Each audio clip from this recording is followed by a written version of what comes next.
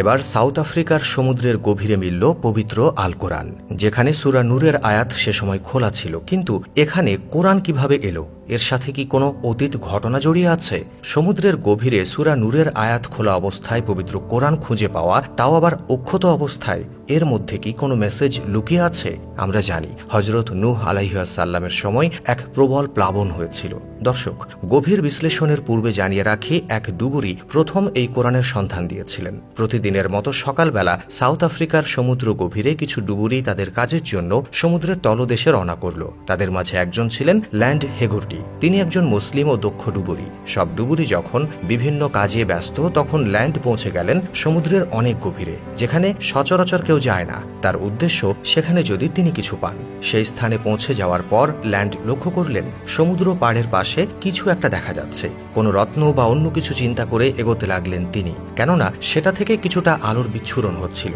কাছে যেতেই মনে হলো এটা কোনো একটা বই। কিন্তু তিনি যখন বইটির একদম কাছে গেলেন, দেখতে পেলেন বইটি আর অন্য কোনো বই নয়, এটি স্বয়ং লাউহে মাহফুজ থেকে আসা আল কোরআন।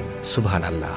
আর দর্শক, সে সময় যে সূরাটি ওল্টানো ছিল কোরআনের পাতায়, তা ছিল সূরা নূর এর আয়াত, যার অর্থ ছিল অনেকটা এমন: যারা আল্লাহর ইবাদত করবে এবং তার কথা অনুযায়ী জীবন যাপন করবে, তাদের জন্য রয়েছে মহা পুরস্কার।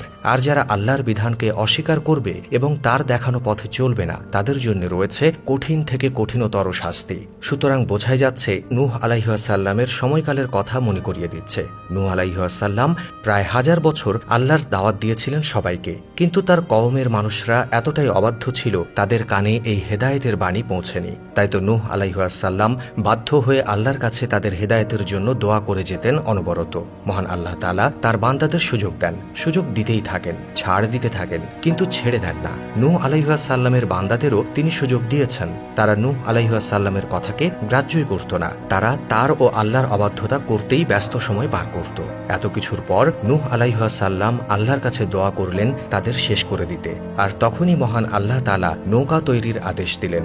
এই নৌকা নিয়ে কাফেররা বিদ্রূপ করেছিল, যা মাথা পেতে সহ্য করেছিলেন আল্লাহ পাকের শ্রেষ্ঠ নবী নূহ আলাইহিস সালাম।